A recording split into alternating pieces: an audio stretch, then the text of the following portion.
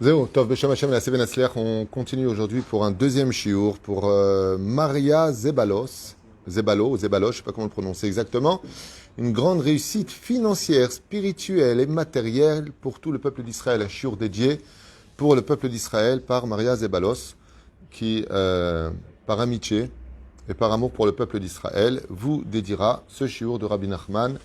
Surtout Yagen Alinu Al-Kolam Israël, Refoua Shlema pour tous les malades d'Israël.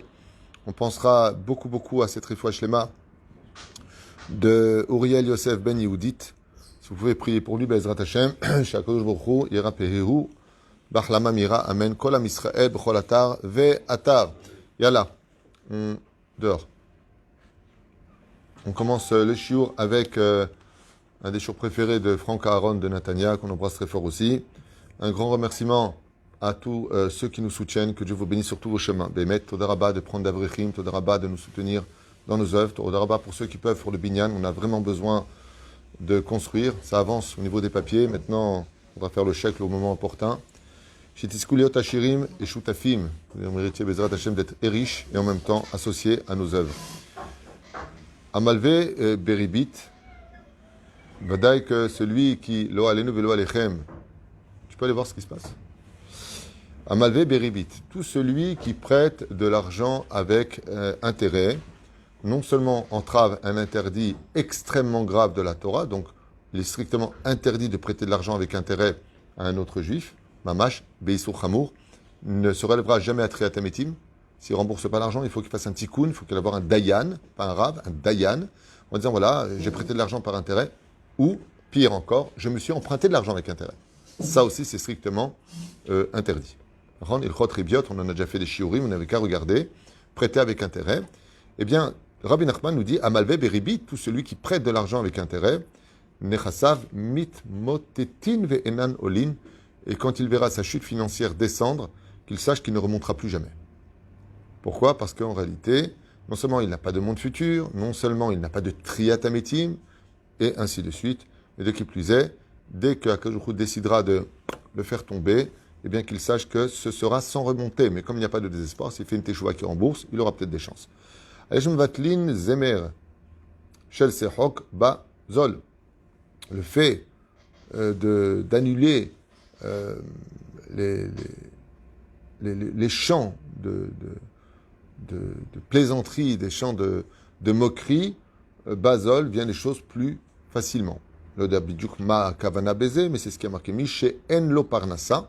Celui qui n'a pas de parnassa, celui qui n'a pas d'entrée financière, il y a Asok Batora.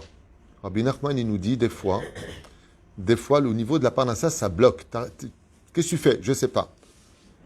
Omer Rabbi Nachman, ce temps t'a été donné pour que si tu ne trouves pas de travail, va étudier la Torah. C'est pour ça que ça bloque. Il y a Asok Batora. Al Parnassa.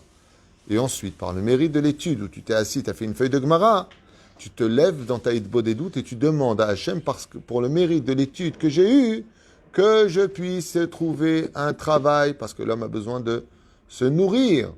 La reine, im en Torah, en kemach. Si tu veux du travail, alors étudie la Torah. Des fois, il y a des gens qui sont en train d'attendre, ils cherchent, ils envoient leur CV partout. Bon, une fois que tu as envoyé ton CV, tu ressembles à quelqu'un qui a jeté ta canne à pêche dans l'océan et qui attend que le poisson morde à l'hameçon. Tu as envoyé, tu as fait ta ishtadlout, tu as appelé, c'est pas que tu fais rien, tu dois faire quelque chose. Mais une fois que le temps est libre, qu'est-ce que tu fais ? Prends un livre, étudie.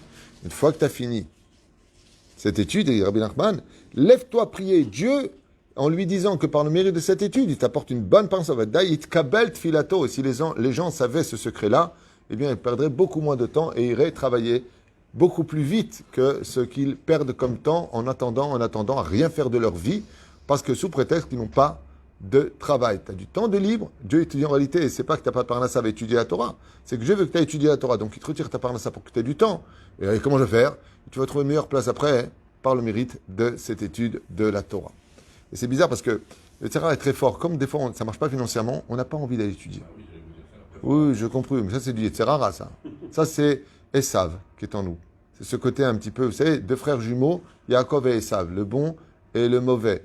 C'est exactement le contraire. Quand ça ne va pas, comme il y a marqué, celui qui a mal à la tête, la Torah elle est antilogique. Hein ? Ahash Berosho Yasok Batora. Celui qui a mal à la tête va étudier la Torah. Mais d'étudier la Torah, ça te prend la tête. Comment tu veux que j'aille étudier quand j'ai mal à la tête ? Eh bien, c'est parce que la Torah est le médicament de tous nos problèmes. Ça veut dire que quand ça ne va pas, Davka lertilmat Torah. Ah, ça ira. La preuve, je te pose une question simple, puisque tu es intervenu. Quand ça va pas bien et que tu viens à un cours, comment tu ressors? Bien. Super bien. Donc tu vois, donc parce que tu es venu, tu vas mieux. Nachon? Zé Perusha Davar. Misheno Parnassa, Vedavka, il n'a pas le moral. Ouais, bon, excuse-moi, la Torah. Ne discute pas. Va étudier. Va étudier. Arrête, t'as rien à faire. C'est pas ou ça, ou ça.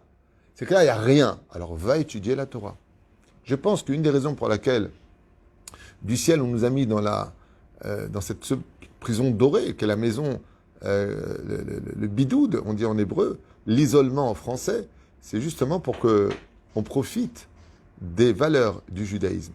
Arrête, t'es jamais là pour ta femme, t'es jamais là pour les enfants, t'as jamais le temps d'étudier la Torah. Eh bien maintenant, t'as le temps de voir ta femme, t'as le temps de voir tes enfants et t'as le temps d'étudier la Torah. Et nous, qu'est-ce qu'on fait?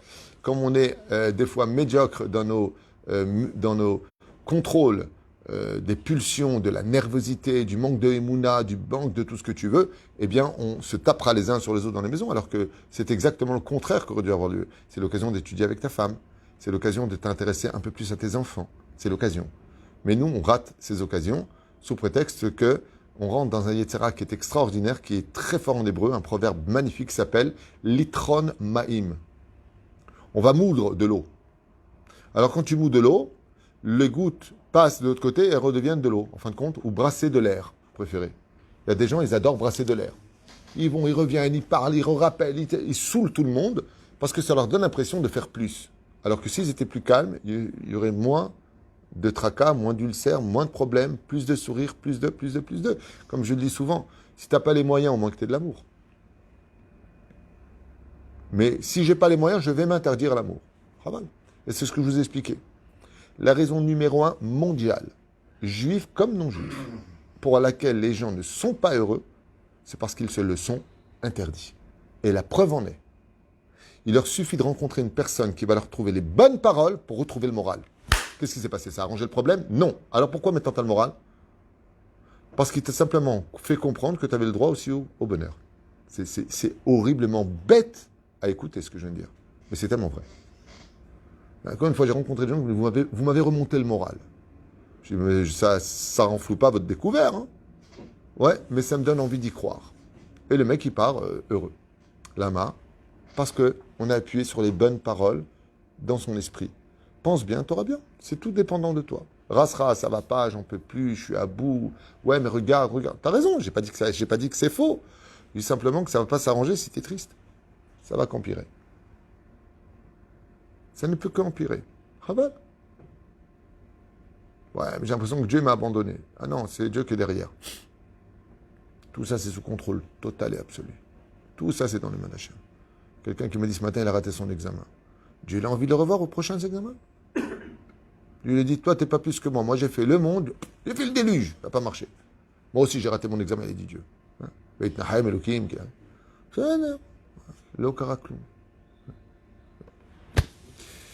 la adam mimkor mikro arishon. Rabbi Nachman, il dit, quand tu acquiers quelque chose, ne vends pas ta première acquisition. On parle essentiellement de terrain ou de maison. Ne la vends pas, sauf bien entendu dans un cas où une personne a des dettes ou autre chose. Dans ce cas-là, c'est pas, quand on ne la vend pas, ça veut dire, ne fais pas un luxe de ça. Des fois, par exemple, pourquoi? Parce que tout le mazal repose sur la base. La base, c'est la première acquisition. Voilà.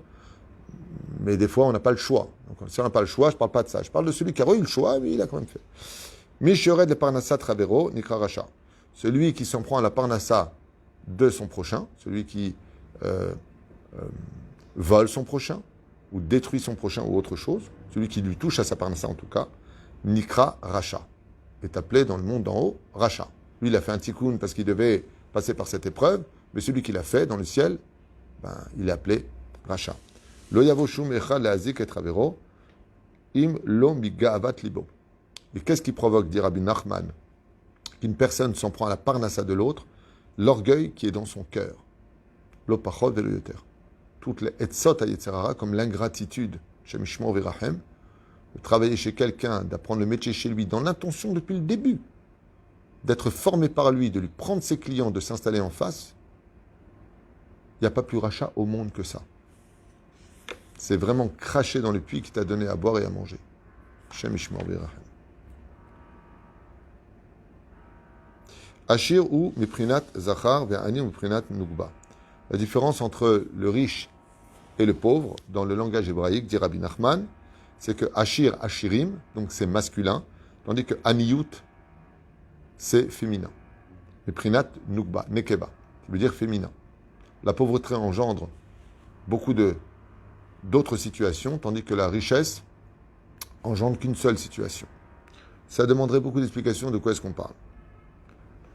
Quand quelqu'un a des douleurs aux yeux, ça vient annoncer un ezek, c'est-à-dire un dégât qui doit avoir lieu, en général.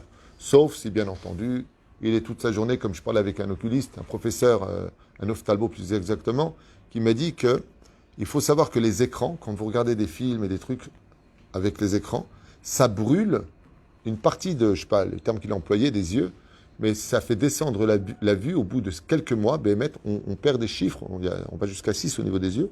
Ça aveugle vraiment certains systèmes parce que je sais pas comment expliquer, comment s'appelle l'image là les pixels ou je sais pas quoi, vraiment provoquent des dégâts au niveau des yeux. Comme par exemple la Gemara nous dit de courir, c'est pas bon pour la santé. Tu sais, tu fais du sport, tu cours. Ça diminue la vue parce que les images défilent trop vite pour tes yeux. Par contre, la marche est excellente, la marche rapide. Non seulement au niveau du poids, c'est excellent, mais au niveau des yeux, c'est bari. La marche rapide, c'est bari. La course, zélo bari. Dans le judaïsme.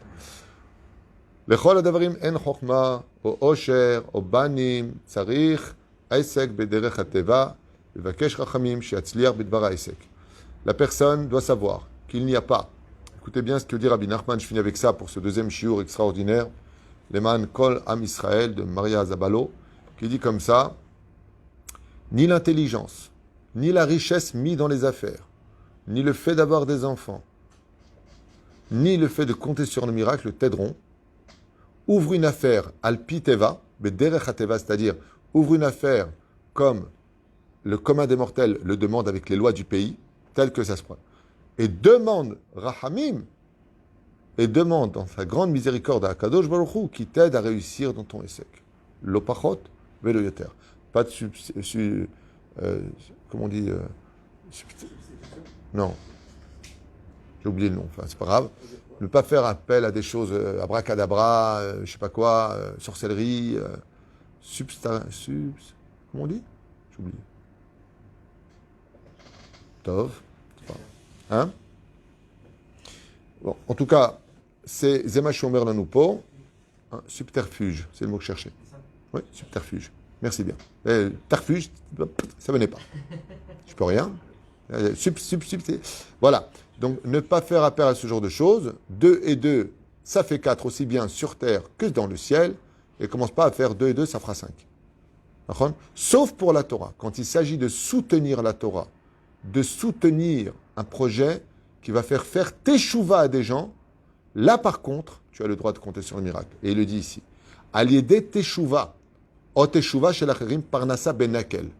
Qu'est-ce qui peut débloquer qu'une personne, behemet, elle remonte très fort dans sa parnassa, que ça vienne avec beaucoup d'abondance, ou sa teshuva à lui, où il fait en sorte que les autres aussi fassent teshuva.